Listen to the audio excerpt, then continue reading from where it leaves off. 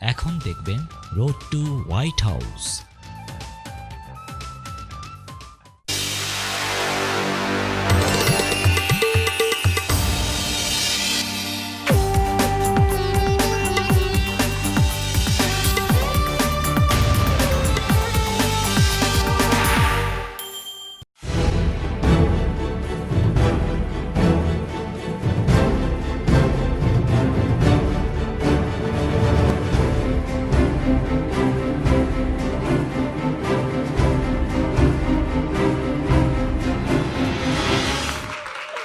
So if you could please give a round of applause to our two nominees, Hillary Clinton and Donald Trump. I don't know why people are so interested in my emails. No, do you see, that's the problem. That's the problem. She says one thing, and then she says another thing. She's flip-flops. She's a flip-flopper. She's a liar. You're crooked. You're a liar. You're lying. When we were coming up for the script for this event, Trump is so easy to parody because he's like a puppet himself. He just says what he thinks. He's got so many things that are so easy to grab onto, like it's huge, it's fabulous. It's fine. It's huge. It's huge. I'm wondering, what is your stance on gay marriage? Well, Rod, it took me some time to get there, but I am all for same-sex marriages. And I hope every one of your gay fantasies come true. Hillary was definitely harder because she doesn't have the sort of go-to, she doesn't have a Sarah Palin voice that can be easily mimicked. Donald Trump just gives it all to us. Marriage should be between a man and a woman. A beautiful younger woman, usually with an accent. Thank you so much. Thank you so much. Thank you for coming. আমেরিকার ইতিহাসের অপেক্ষাকৃত কম জনপ্রিয় দুই president প্রার্থীকে সে দেশের থিয়েটারে এভাবেই চিত্রিত করেছেন সেখানকার প্যারোডি লাভাররা। যুক্তরাষ্ট্রের ৫৮তম প্রেসিডেন্ট নির্বাচনের দুই প্রার্থীকে দেখানো হচ্ছে ক্যাপিটালিস্টদের পাপেট হিসেবে। সত্যিই কি ক্যাপিটালিজম বা পুঁজিবাদের ক্রীড়নক তারা? দর্শক আমন্ত্রণ ইউএস প্রেসিডেন্সিয়াল ইলেকশন নিয়ে এনটিভির বিশেষ আয়োজন রোড টু হোয়াইট হাউসে। পুরো প্রোগ্রাম জুড়ে ইব্রাহিম আদিত্য থাকছি মার্কিন নির্বাচন নিয়ে আপনাদের কৌতূহল ও জানার তৃষ্ণা মেটাতে। নির্বাচনের উপর বিশ্লেষণধর্মী এই অনুষ্ঠানে সর্বশেষ তথ্য-উপাত্ত নিয়ে শুরুতেই থাকছে একটি বিশেষ প্রতিবেদন। এরপর লন্ডন স্টুডিওতে আমার সাথে যোগ দেবেন যুক্তরাষ্ট্র প্রতিনিধি ইকবাল ফেরদৌস। দেখবেন নির্বাচন পরবর্তী মার্কিন যুক্তরাষ্ট্রের সম্ভাব্য ফরেন পলিসি সহ নানা ইস্যু নিয়ে কনজারভেটিভ এমপি পল স্কালির সাথে একান্ত সাক্ষাৎকার। Conservatives tended to be the sister party of the Republicans. So as I say, when I was young, Margaret Thatcher and Ronald Reagan, we were very, very close as এছাড়াও থাকবে নির্বাচন পরবর্তী যুক্তরাষ্ট্রের সম্ভাব্য নানা পলিসি নিয়ে ইয়াং এন্টারপ্রেনার ও immigration এক্সপার্টদের অভিমত মূল্যায়ন। এটাতে দুটো দেশের সম্পর্কে কোনো ধরনের ডিফারেন্সেস আসা বা to think it completely differently, I don't think it will happen. যেই আসুক ওনারা অবভিয়াসলি ওনাদের দেশের ভালো চিন্তা করবেন।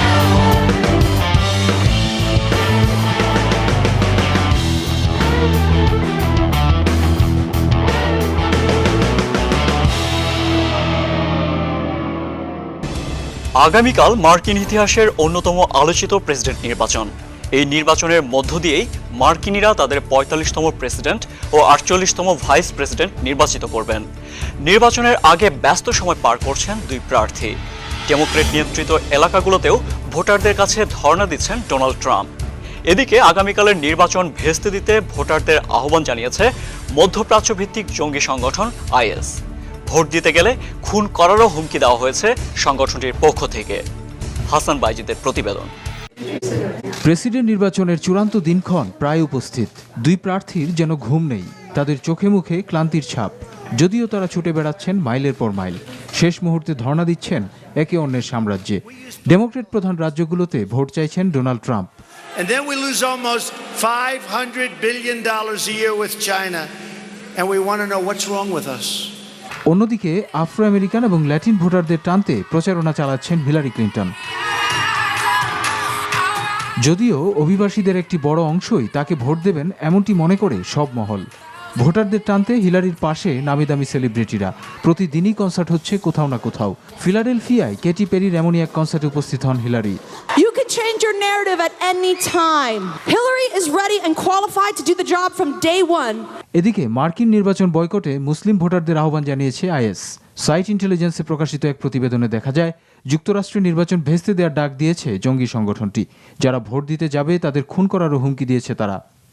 Hasan Baijid, NTV international desk. হাসান বাইজিদের প্রতিবেদনটি দেখলেন। দর্শক, মার্কিন ইতিহাসের 58তম এই প্রেসিডেন্ট নির্বাচন নিয়ে অনুষ্ঠানের এ পর্যায়ে আমরা কথা বলবো আমাদের যুক্তরাষ্ট্র প্রতিনিধি ইকবাল ফেরদৌসের সাথে। জানার চেষ্টা করব আগামীকালের নির্বাচন নিয়ে কি ভাবছেন সেখানকার অভিবাসী ও স্থানীয় ভোটাররা। ইকবাল ফেরদৌস। আদিত্য, আপনাকে ধন্যবাদ। আমি এই মুহূর্তে আছি আমেরিকার হ্যামট্রামিক সিটিতে। And I always felt like I'm voting for the lesser of two evils because I'm not really a supporter of the capitalist system, and I don't really support Democrats or Republicans. But we always have to vote for the better of the two, and usually the Democrats are the better. However, in this case, we have a very tough choice. Okay. I'm very excited because this is my first presidential election here in US, and I'm very happy to know that at least one of the president will be elected for US, which will be very good for the US. Hillary support Korea 2016 election presidential candidate. Hillary আমরা support দরকার because Hillary আমরা job create করব, আমরা economy grow করব, আর আমরা যে immigration status ও তো আমরা ইমিগ্রেশন যে ফাইট করি আর she's going to be one of our biggest supporter. We need somebody like this who has experience, who can control the situation. Obama আসার আগে দেখেন যে পৃথিবী like entire world was a chaos situation. So right now it's not much better, but it could have been worse. আমরা এখানকার সব বাংলাদেশি একমত হইছি হিলারি ক্লিনটন রে ভোট দেওয়ার লাগি। আমি হিলারি ক্লিনটনকেই ভোট করব। নির্বাচনে হয়তো প্রার্থীদের ভাগ্য নির্ধারিত হয়ে থাকে শুধুমাত্র ভোটারদের রায়ে, কিন্তু তাই বলে কি শিশু কিশোরদের কোনো সে থাকতে নেই? চলুন দর্শক, দেখে আসা যায় বড়দের পাশাপাশি মার্কিন ইতিহাসের অন্যতম এক্সট্রাঅর্ডিনারি এই নির্বাচন ও নির্বাচনের প্রার্থীদের ঘিরে কি ভাবছেন সে দেশের কিশোর কিশোরীরা। I mean, he's clearly a good businessman because I mean he's filthy stinking rich. His policies on like how immigration is affecting our country and how to deal with terror groups like ISIS, it just seems ideal. It really inspires me that Hillary Clinton has come so far in this election. She has proven that she does deserve to be president and she has the ability to be a great leader. It inspires young girls to like see that everything is not a man's job. She's just going to be like a really great president. If I wake up November 9th and she's president, I'm probably going to cry because like history has changed so much from a president just being a white male to a president being a black male and to now like a president being a female. But like what's next? Like I'm going to like assume like it's going to be like a black female. তরুণ হলেও অল্প বয়সী এই কিশোর কিশোরীদের মূল্যবান ভাবনা কিংবা অভিমত আসলে উপেক্ষা করার কোনো সুযোগ নেই, কারণ আজকের কিশোর তরুণেরাই আগামীকালের ভোটার। একটি জাতির চালকের আসনে বসবেন তারাই। আমেরিকার এই নির্বাচনের ফলে এর সুদূরপ্রসারী প্রভাব শুধুমাত্র সে দেশটিতেই পড়বে এমনটা ভাবারও আসলে কোনো অবকাশ নেই। বিশ্লেষকেরা বলছেন বাংলাদেশ যুক্তরাষ্ট্র পররাষ্ট্রনীতিতেও আসতে পারে পরিবর্তন। কী ধরনের পরিবর্তনের মুখ দেখতে হতে পারে সে নিয়ে সাংবাদিক কলামিস্টরা কলম তুলে নিয়েছেন চলতি বছরের গোড়া থেকেই। আজ আমরা কথা বলবো লন্ডনস্থ বাংলাদেশ হাই কমিশনের প্রেস মিনিস্টার নাদিম কাদিরের সঙ্গে। মিস্টার নাদিম কাদির, আপনি তো নিশ্চয়ই মার্কিন নির্বাচনের প্রতিদিনের ডেভেলপমেন্ট ফলো করে আসছেন নিয়মিত। আপনি কি একটু বুঝিয়ে বলবেন মার্কিন অ্যাডমিনিস্ট্রেশন পরিবর্তনের ফলে কি প্রভাব পড়তে পারে সে দেশের সাথে বাংলাদেশের পররাষ্ট্র ও কূটনৈতিক সম্পর্কের ক্ষেত্রে? আপনার দীর্ঘদিনের ডিপ্লোম্যাট ক্যারিয়ার ও সাংবাদিকতার অভিজ্ঞতা আসলে কি বলে? ধন্যবাদ আদিত্য।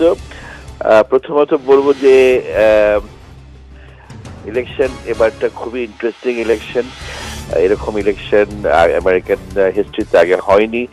এই ইলেকশন হচ্ছে কাদা ছোড়াছড়ি ইলেকশন। আমার মনে হয় যে যেভাবে ক্যাম্পেইনটা গেছে এটা আমেরিকান ডেমোক্রেটিক ইনস্টিটিউশনস গুলোকে খুবই এফেক্ট করবে negatively. So I think the American people need to rethink যে তাদের এই লং ট্রেডিশন অফ ডেমোক্রেসি তারা কিভাবে ফিউচারে দেখতে চায়, এটা হবে বড় জিনিস একটা। কারণ আপনি দেখছেন যে ইলেকশনের ক্যাম্পেইনের সময় ট্রাম্প বা হিলারি দুজনের বিরুদ্ধে নানা ধরনের অভিযোগ এনেছে, এবং এগুলোই আমরা কিন্তু বুঝতে পারিনি এই দুইজন লিডারশিপ কি পলিসিগত সিদ্ধান্ত নেবে তারা যদি ক্ষমতায় আসে। সেই জন্য কিন্তু বাইরের পৃথিবীতে একটা কনফিউশন আছে যে ট্রাম্প আসলে কি করবে আর হিলারি আসলে কি করবে। তো হিলারিটা একটু ইজিয়ার হবে, কারণ ধরেন ডেমোক্রেটিক যে পার্টি তারাই আবার ক্ষমতায় আসলে তাহলে ওবামার যে কাজ আছে সেগুলোই তারা কন্টিনিউ করবে, সেদিক দিয়ে আমরা বোঝা যায়। কিন্তু রিপাবলিকানরা আসলে তারা কি করবে সেটা ট্রাম্পের কোনো কথা বোঝা যায় না। শুধু ট্রাম্প যেটা বারবার বলেছে, সে ইমিগ্রেন্ট চায় না, সে নতুন আমেরিকা দিতে চায় যে আমেরিকা শুধু আমেরিকানদের হবে। তো এটা একটু ভয়াবহ ব্যাপার, কারণ আমাদের অনেকেই অনেক বাঙালি বলেন, এশিয়ান বলেন, অন্যান্য দেশের তারাও আমেরিকার বসবাস করছে বহু যুগ থেকে, তারাও কন্ট্রিবিউট করছে আমেরিকান ডেভেলপমেন্টের জন্য। সো তাদের কি হবে এটাই বড় জিনিস। বাংলাদেশের পরিপ্রেক্ষিতে আমি বলবো যে আমাদের বড় কনসার্ন থাকবে যে কোনো অ্যাডমিনিস্ট্রেশনই আসুক, কারণ অ্যাডমিনিস্ট্রেশন পার্টির সাথে কোনো সরকারের সম্পর্ক না, it is always a government to government relationship. তবে ডেমোক্র্যাটসরা always more sympathetic towards Bangladesh আমাদের মুক্তিযুদ্ধের সময় থেকেই। সো তারা কি করবে, ওবামা কি করেছে সেটা আমরা মোটামুটি জানি, তবে আমাদের trade will be a major issue. Nadeem Qadir, আপনাকে ধন্যবাদ। দর্শক, সময় হলো একটা ছোট্ট বিরতির, কোথাও যাবেন না, আরও আকর্ষণ নিয়ে ফিরে আসছি বিরতির পর। আর মার্কিন নির্বাচনের সর্বশেষ তথ্য ও এই অনুষ্ঠানের সব এপিসোড দেখতে সোশ্যাল মিডিয়ায় সার্চ করুন #NTV Road to White House।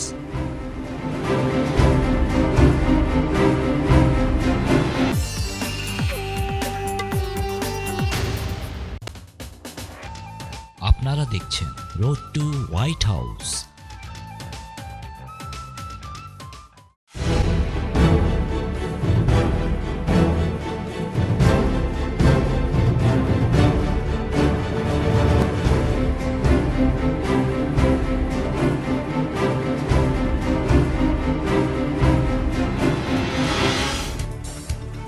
বিরতির আগে কথা দিয়েছিলাম ফিরে আসবো আরও চমক নিয়ে।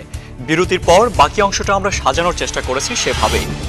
দর্শক, আরও একবার আমন্ত্রণ NTV রোড টু হোয়াইট হাউসে, আর শেষ পর্যন্ত সাথে থাকবো আমি ইব্রাহিম আদিত্য। মার্কিন প্রেসিডেন্ট নির্বাচনে দুই প্রার্থীর মধ্য থেকে কাকে বেছে নেবেন, এই প্রশ্নে মিশ্র প্রতিক্রিয়া বাংলাদেশি বংশোদ্ভূত ভোটারদের মাঝে।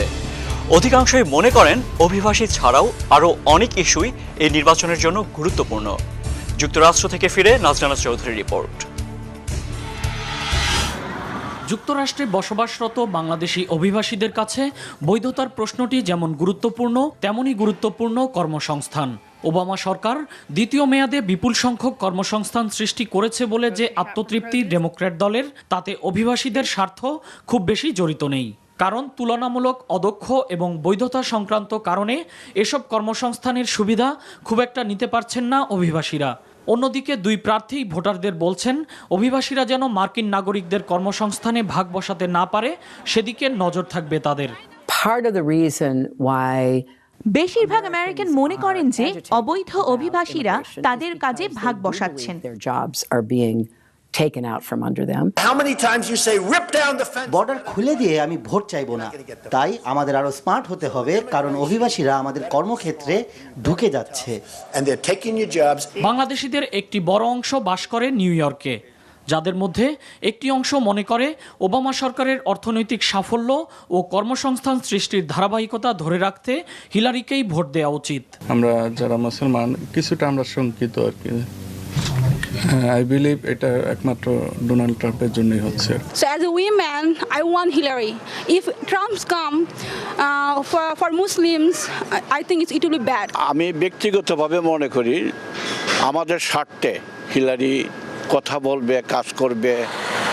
প্রাক নির্বাচনী জরিপ এবং দুই প্রার্থীর মধ্যে 3 পর্বের টেলিভিশন বিতর্কে হিলারি ক্লিন্টনই এগিয়ে আছেন তার প্রতিদ্বন্দ্বী রিপাবলিকান ডোনাল্ড ট্রাম্পের থেকে। নির্বাচনের বৈতরণী পার হতে রীতিমতো যুদ্ধে নেমেছেন দুই প্রার্থী, সাথে বিভক্ত হয়ে গেছেন ভোটাররাও। সব মিলিয়ে আগামী 4 বছর হোয়াইট হাউস কার দখলে থাকবে তা বোঝা যাবে নভেম্বরের 8 তারিখ।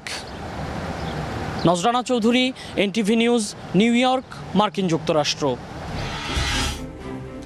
দেখছিলেন নজরানা চৌধুরীর প্রতিবেদন। দর্শক, ভাবা যায় জর্জ ওয়াশিংটন ছিলেন সামান্য এক কৃষক, এরপর হলেন সৈনিক, আর এসবই কিন্তু বিশ্বের সবচেয়ে ক্ষমতাধর দেশটির প্রেসিডেন্ট হবার আগে। আব্রাহাম লিঙ্কন ছিলেন আবার ল্যান্ড সার্ভেয়র, পরে হলেন পেশায় একজন আইনজীবী।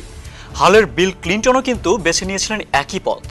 আবার সাহিত্য বা লেখালেখির ভুবন থেকেও কিন্তু বাদ যাননি মার্কিন প্রেসিডেন্টের মতো অত্যন্ত গুরুত্বপূর্ণ দায়িত্ব পালনকারীরা, এই যেমন জন এফ কেনেডি। তবে বেশিরভাগই এসেছেন আইনি পেশা থেকে, প্রায় 26 জন। আবার president George Herbert Walker Bush ও তার ছেলে জর্জ ডব্লিউ বুশ দুজনই কিন্তু ছিলেন বৈমানিক। এখন একটা প্রশ্ন মনে উকি দেওয়াটা স্বাভাবিক যে বিশ্বের অন্যতম ক্ষমতাধর এই পদটিতে আসীন হবার যোগ্যতা বা এর মাপকাঠি আসলে কি?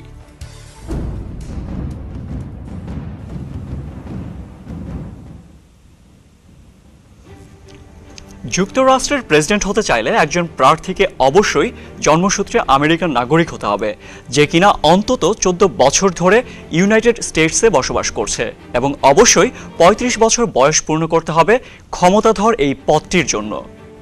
সাংবিধানিক বাধ্যবাধকতার জন্যই পূরণ করতে হবে এই 3 পূর্বশর্ত। সাধারণত প্রতি 4 বছর পর পর অনুষ্ঠিত হয়ে থাকে প্রেসিডেন্ট নির্বাচন। 1845 সালের পর থেকে প্রত্যেক 4 বছর পর নভেম্বরে প্রথম মন্ডের পরদিন অর্থাৎ টুয়েসডে অনুষ্ঠিত হয়ে আসছে এই নির্বাচন। যুক্তরাজ্যের মতো যুক্তরাষ্ট্রের সংসদও দ্বিকক্ষ বিশিষ্ট। হাউস অফ রিপ্রেজেন্টেটিভস এবং হাউস অফ সিনেটস নিয়ে গঠিত ইউএস কংগ্রেস। তবে যুক্তরাজ্যের রাষ্ট্র ও সরকারের দায়িত্ব আলাদাভাবে পালিত হলেও যুক্তরাষ্ট্রের সরকার ও রাষ্ট্রপ্রধান একজনই, প্রেসিডেন্ট। প্রথম ধাপে প্রাইমারি এবং ককেসাস পেরোতে হবে প্রেসিডেন্ট হতে ইচ্ছুক যে কোনো ব্যক্তিকে। বিভিন্ন ক্যাম্পেইন প্রচারণা চালিয়ে নিশ্চিত করতে হবে নমিনেশন। এরপর ককেসাসে সিদ্ধান্ত নেওয়া হবে কাদের দেওয়া হবে পার্টি নমিনেশন। নমিনেশন পেয়ে যাওয়ার পর প্রাইমারিতে অর্থাৎ স্টেট ইলেকশনের সংখ্যাগরিষ্ঠ ভোট নিশ্চিত করতে হবে পার্টি মেম্বারদের কাছ থেকেই। পার্টি মেম্বাররা যাকে যোগ্য মনে করবেন তাদের স্টেট থেকে, তাকেই পাঠাবেন জেনারেল ইলেকশনে। প্রাইমারি ও ককেসাস শেষে প্রত্যেক মেজর পার্টি অর্থাৎ ডেমোক্রেট ও রিপাবলিকান তাদের প্রেসিডেন্সিয়াল নমিনি নির্ধারণ করতে আয়োজন করে থাকে ন্যাশনাল কনভেনশনের। তারপর নির্বাচিত নমিনি খুঁজে নেন তার পছন্দের রানিং মেট। এরপর শুরু হয় চূড়ান্ত প্রচারণা। রানিং মেটকে সাথে নিয়ে দেশযুদ্ধে প্রচার যুদ্ধে নেমে পড়েন প্রেসিডেন্ট প্রার্থী। চলে ভোটারদের মন জয়ের প্রাণান্তকর প্রচেষ্টা। আর নির্বাচনের দিন প্রত্যেক স্টেটের ভোটাররা সুযোগ পান তাদের ভোটাধিকার প্রয়োগের। নির্বাচনের দিন ভোটাররা সাধারণত প্রেসিডেন্টকে নয়, নির্বাচিত করে থাকেন ইলেকটোরাল কলেজের সদস্যদের, যারা পরিচিত ইলেক্টর হিসেবে। প্রত্যেক স্টেটে ঠিক যতজন সিনেটর এবং হাউস অফ রিপ্রেজেন্টেটিভসের সদস্য রয়েছেন, সেই স্টেটসের ইলেক্টরও হবেন ঠিক ততজনই। সর্বমোট 538 জন ইলেক্টর রয়েছেন সারা দেশ জুড়ে, যাদের অন্তত 270 জনের ভোটেই 4 বছরের জন্য নির্ধারিত হবে মার্কিন যুক্তরাষ্ট্রের ভবিষ্যৎ। নির্বাচিত হবেন পরবর্তী প্রেসিডেন্ট।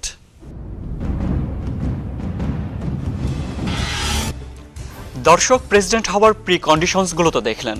অনুষ্ঠানের এ পর্যায়ে আমার সাথে যোগ দেবেন সহকর্মী আতাউল্লাহ ফারুক। তিনি জানাবেন ইউএস প্রেসিডেন্সিয়াল ইলেকশন নিয়ে যুক্তরাজ্যে বসবাসরত রাজনীতি সচেতন তরুণ ও পেশাজীবীরা কি ভাবছেন। Ataullah Faruk.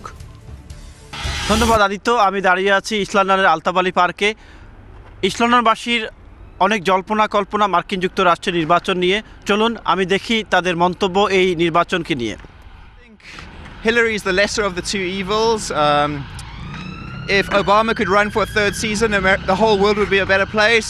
But let's hope Trump doesn't get in, because then the whole world's in a bigger problem than Brexit. আসলে আমেরিকান ইলেকশন যেহেতু আমরা ইউকের বাসিন্দারা, তারপর আমেরিকার বড় একটা ইম্প্যাক্ট সারা দুনিয়াতে আছে এতদিন ধরে। তো সেই হিসাবে আমেরিকা কে জিতবে আর কে হারবে সেটা আমাদের জন্য গুরুত্বপূর্ণ, কেন কিছু পলিসি এবং ডিসিশনের একটা বিষয় আছে, আন্তর্জাতিক পলিটিক্সের বড় একটা বিষয় আছে, গ্লোবাল পলিটিক্সের ডেফিনেটলি একটা বিষয় আছে। আমি মনে করি এই প্রেসিডেন্ট নির্বাচনে হিলারি ক্লিন্টন প্রেসিডেন্ট নির্বাচন যাওয়া উচিত। যদি ডোনাল্ড ট্রাম্প যদি নির্বাচিত হয় তো বিশ্ব রাজনীতি এবং অর্থনীতিতে দারুণ প্রভাব পড়বে। আমি তো মনে করি মানে হিলারি ক্লিন্টন যদি পাস করে দেশের জন্য মঙ্গল, ওয়ার্ল্ডের জন্য মঙ্গল। ধন্যবাদ আদিত্য। এই ছিল সর্বশেষ আপডেট, সর্বশেষ মন্তব্য লন্ডনবাসীর অ্যাবাউট মার্কিন যুক্তরাষ্ট্রের নির্বাচন। দর্শক, অনুষ্ঠানের এই পর্যায়ে আমরা কথা বলবো ব্রিটিশ পার্লামেন্টের হাউস অব কমন্সের সদস্য, আইনজীবী, অর্থনৈতিক এবং রাজনৈতিক বিশ্লেষকদের সাথে। আমরা তাদের সাথে কথা বলবো, জানবো তাদের অভিমত, তাদের মতামত। তারা কথা বলবেন যুক্তরাষ্ট্রের ইমিগ্রেশন, অর্থনৈতিক এবং রাজনৈতিক বিভিন্ন পলিসি নিয়ে এবং ফরেন পলিসি নিয়ে।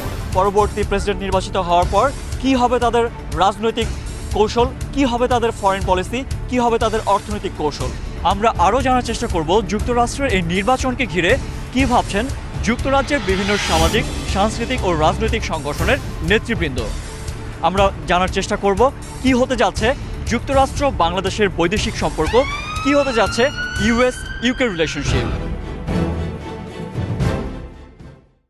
What influence the US presidential election do we see over the global politics in terms of the military situation, the political stability of different countries and developing countries like us in Bangladesh and the Middle East?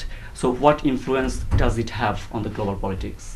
Well, post-election, I think we have a really tense global situation. We have a situation in the Middle East with Syria and Iraq, which needs care. It needs diplomacy, but it does need firm leadership, of course, to be able to beat Daesh, but also to have that post-conflict resolution. That's going to take skill and diplomacy, and it's something that we failed before in Iraq after the conflict in Iraq originally, but we've got to be really careful. And so when you look at Donald Trump and the rhetoric from there, if you look at the track record that the Americans have had, they've not always been the most diplomatic post-conflict, and I think we that's where we can have a really, hopefully, a stabilising influence as the UK.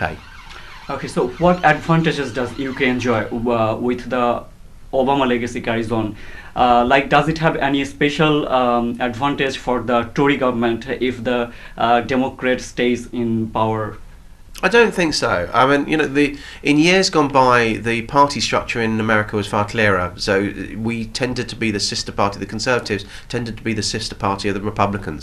So so as I say, when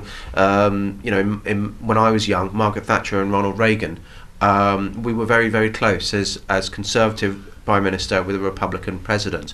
That's muddied now. So we have people on our benches who are actually very supportive of Hillary Clinton. We have some people that were probably sneakingly like Donald Trump, but far fewer people tend to side with the Republicans at this moment in time because of the direction that they've led.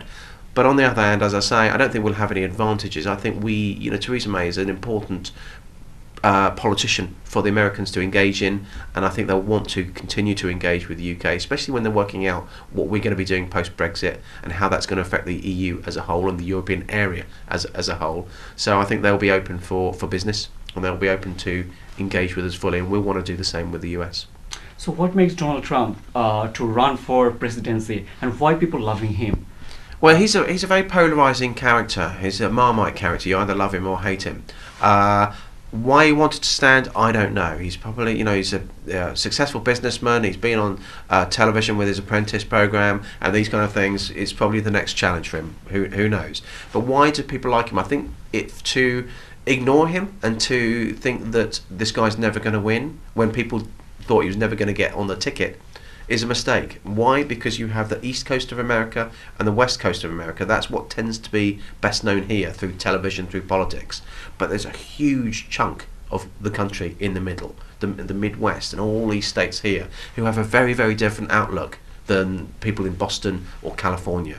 And they are the ones that are feeling, I believe, that are feeling that politicians are a metropolitan elite that are not listening to them, and Donald Trump is speaking to that constituency. And why people in the United States will send Hillary Clinton to the White House? Why would they send Hillary Clinton to the White House? I think it will be the fact that she's not Donald Trump. frankly, because, as I say, he's a very polarizing character.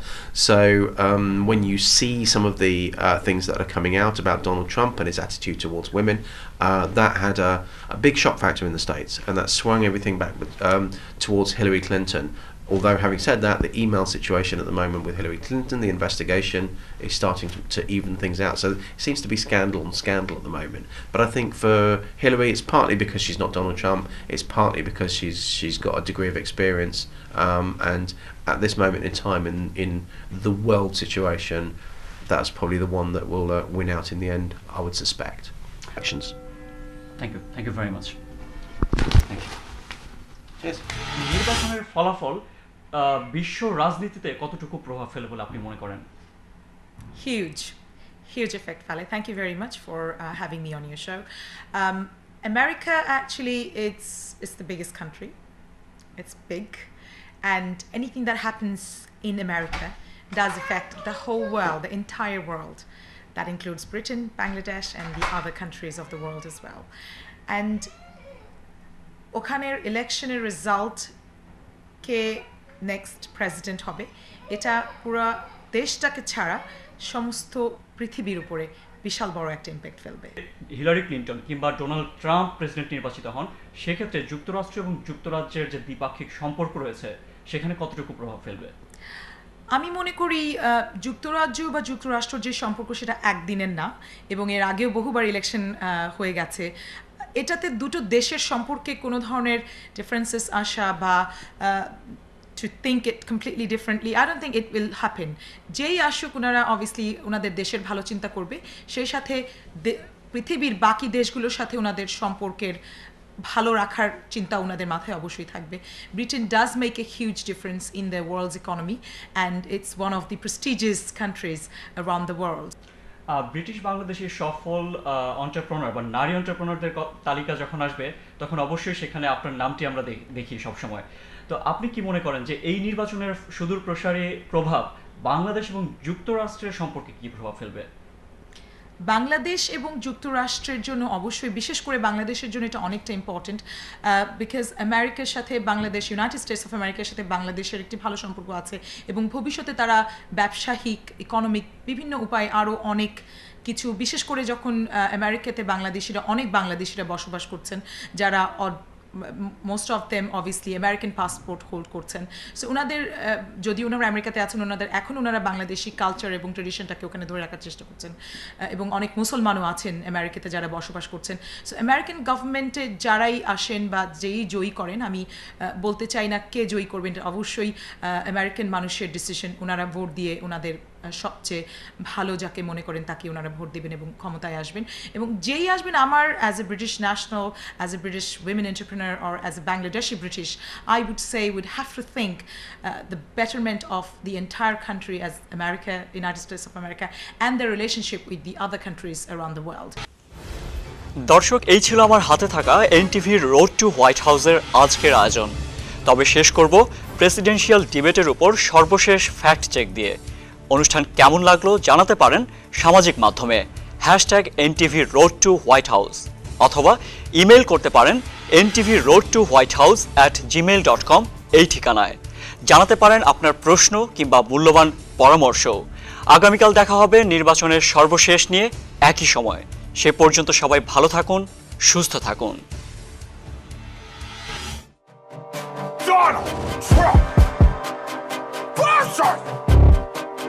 Hillary Clinton! I've been in this game too long. I'm a public servant. Have been since I met MLK in person. I'm a woman of the people. That's what. Let me just say, I respect all females, but your rhymes are trash. Put them next to your emails. New jobs with rising incomes, investments, not in more tax cuts that would add $5 trillion to the debt. But you have no plan. Oh, I do. Secretary, in fact, you I have no plan. A book about it. It's called Stronger Together. You can pick it up That's tomorrow about all you at the bookstore. You are going to approve one of the biggest tax increases in history. You are going to drive business out. Your regulations are a disaster, and you're going to increase regulations all over the place. And by the way, my tax cut is the biggest since Ronald Reagan. I'm very proud of it. It will create tremendous numbers of new jobs. But regulations, you are going to regulate these businesses out of existence. When I go around, Lester, I tell you this, I've been all over. No wonder you've been fighting ISIS your entire adult life. That's go to the fact checkers, get to work. Those are the kinds of things that will really boost the economy. Broad-based, inclusive growth is what we need in America, not more advantages for people at the very top. We have the worst revival of an economy since the Great Depression. And believe me, we're in a bubble right now.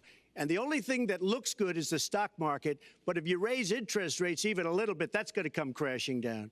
Lester, we have a trade deficit with all of the countries that we do business with of almost $800 billion a year. You know what that is? That means who's negotiating these trade deals? We have people that are political hacks.